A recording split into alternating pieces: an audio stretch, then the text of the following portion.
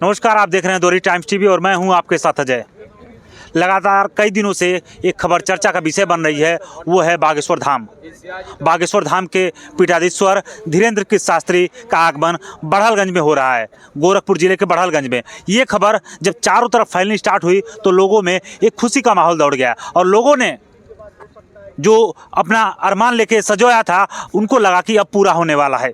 जो क्षेत्र के लोग हैं उनको लग रहा था कि अब हमको मध्य प्रदेश नहीं जाना पड़ेगा, यहीं पे उनका दिव्य दरबार देखने को मिल जाएगा, उनका दर्शन करने को मिल जाएगा और कथा भी सुनने को मिल जाएगा।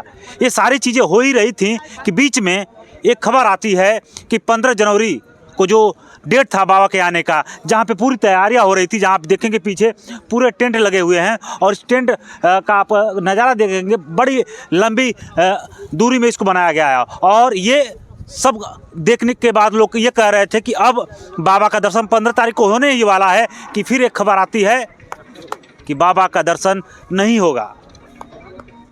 जहां हर एक तैयारियां पूरी कर ली गई थी, जहां प्रशासन की अनुमति ले ली गई थी, वहीं आखिर क्यों फिर प्रशासन ने अपना एक आदेश जारी किया और कहा कि प्रशासनिक अनुपलब्धता के कारण ये कार्यक्रम में जो पुलिस फोर्स है वो नहीं तैनात हो सकती है, क्योंकि गोरखपुर में मकर संक्रांति के उपलक्ष्य में मेला लगता है और ऐसे गोरखपुर के तमाम जगहों पे मेले लगते हैं। इसका हवाला देते हुए प्रशासन ने फोर्स देने के लिए मना किया और इसके वजह से इसको रद्द माना जा रहा है।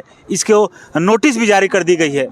आइए हम यहाँ के लोगों से जानेंगे कि जो सब कुछ ठीक था, सब कुछ अच्छा चल रहा था, आखिर क्या वजह रही कि सब कुछ बदलता नजर दिख रहा है, सब कुछ अब ये टेंट उखड़ता दिखेगा। आइए हम लोगों से बात करते हैं और जानते हैं कि उनकी क्या राय है इसको लेकर। और जो बाबा मध्य प्रदेश में थे, वो गोरखपुर में आने वाले थे, वो सारी चीज़ें अब क्यों नहीं होंगी। आइए हम यहाँ पे बात करते हैं। क्या नाम है चाचा आपका? शिवधनी।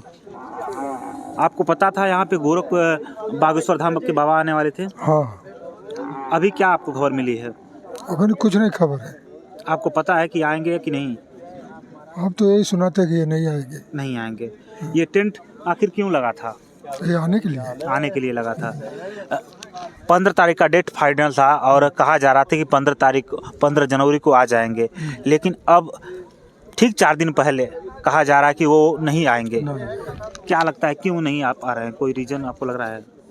यही गोरखपुर वाला जो मंदिर है उसी के यहाँ सुना रहा है कि मतलब वहाँ मेला है इस वजह से। हाँ।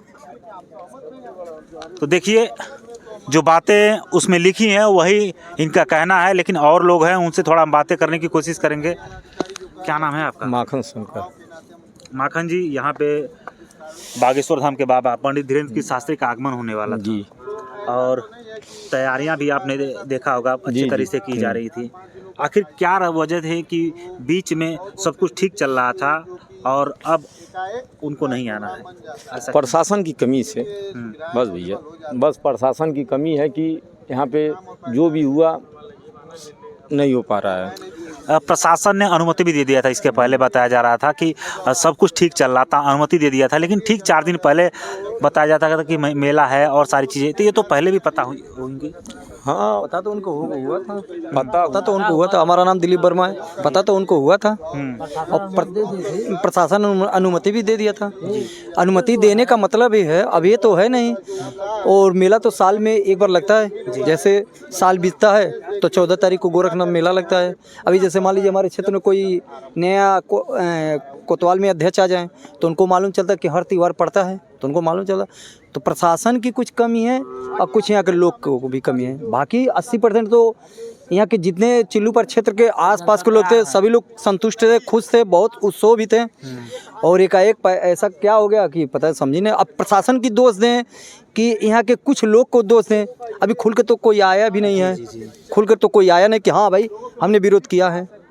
नहीं, जैसे लोगों के मन में अरमान था कि क्षेत्र में, पूरे क्षेत्र में एक खबर फैल गई थी और लोगों को ये लग रहा था, क्षेत्र में नहीं, पूरे जिले में भी, हम बोल पूरे आसपास के जिलों में भी ये चीज़ थी कि यहाँ पे आएंगे, हमको वहाँ नहीं जाना पड़ेगा।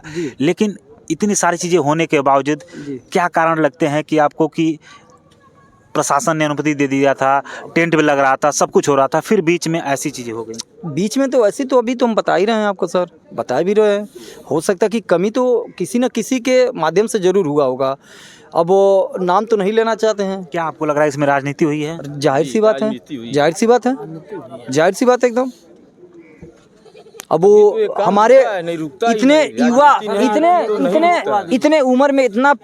इतने उम्र में इतना बड़ा कदम उठा ले, हम उसको राहुल तिवारी जो हैं, इतने उम्र में उतना बड़ा पीड़ा उठाना कोई मामूली बात नहीं है। मैं उसको अभी भी धन्यवाद दे रहा हूँ, और उसके ऊपर क्या बीत रहा है वो तो ऊपर वाले जाने।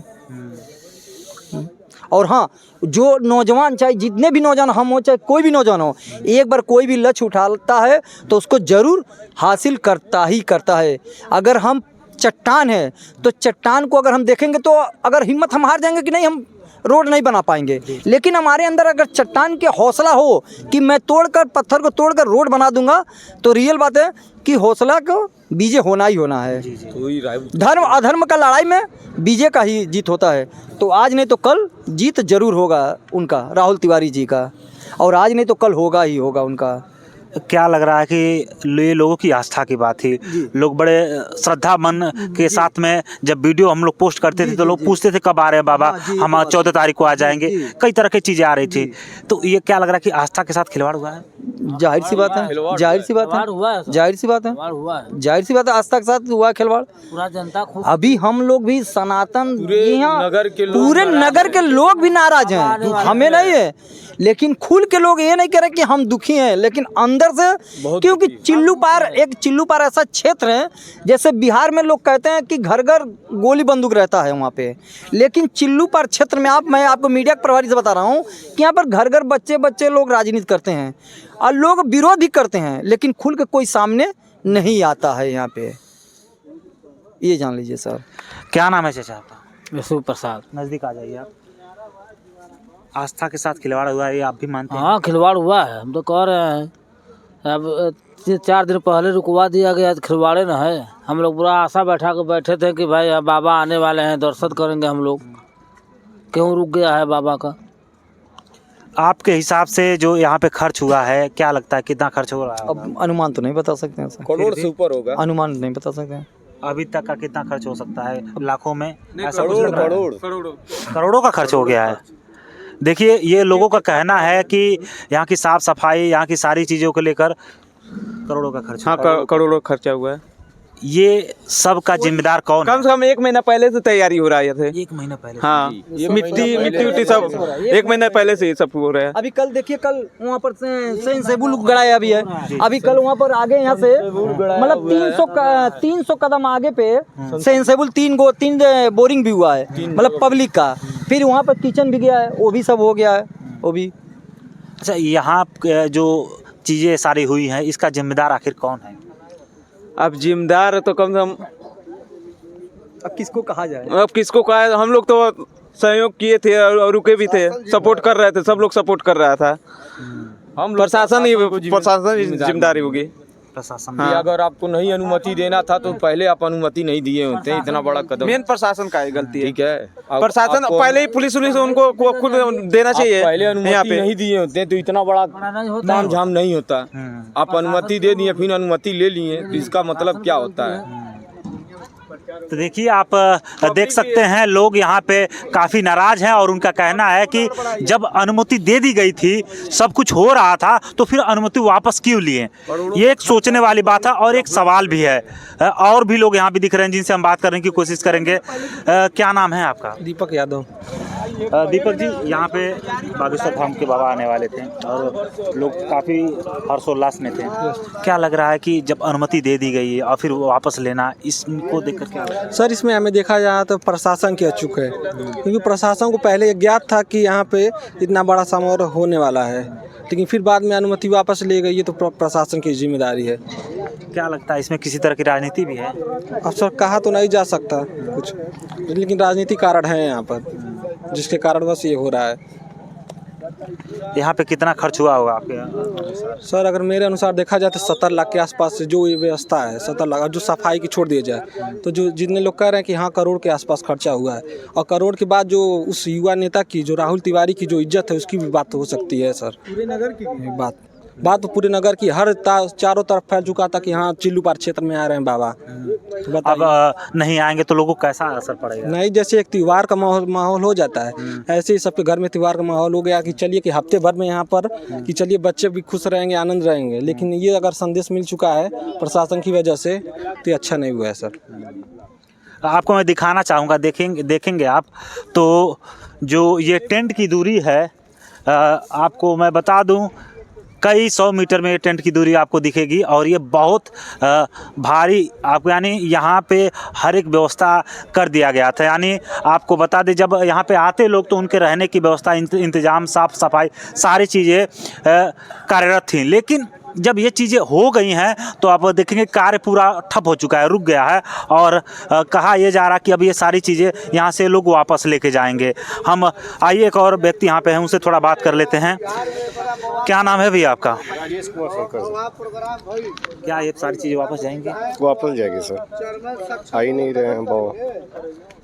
क्या लग रहा है जब इस खबर सुने आप लोग को, कैसा लगा? बहुत दुख हुआ हमें सर। जिनके दर्शन के लिए लोग कहते हैं कि मध्य प्रदेश जाना पड़ता था, लाइन लगाना पड़ता था, वो अपने क्षेत्र में हम लोग बहुत खुश थे सर कि बाबा आ रहे हैं, लेकिन बाबा नहीं आए, हम लोग नाराज हैं बाबा। क्या इसमें कोई राजनीति भी आपको दिखती है?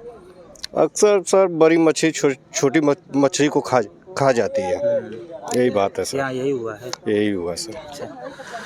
तो देखिए लोगों की अलग अलग विचार हैं, और लोग अलग अलग तरीके से अपनी बातें रख रहे हैं, और लोगों का कहना है कि यहाँ पे जो कार्यक्रम हो रहा था ये राजनीति का शिकार हुआ है। प्रशासन को भी लेकर लोग बातें कर रहे हैं, लेकिन बातें जो भी हैं ये तो स्पष्ट है कि अब बागेश्वर धाम के बाबा यहाँ पे नहीं आएंगे, क्योंकि प्रशासन ने अपनी अनुमति वापस ले लिया है। अब देखने वाली बात होगी कि आगे क्या होता है। कमेंट करके बताइए आप क्या सोचते हैं। फिर मिलते हैं, तब तक के लिए जय हिंद।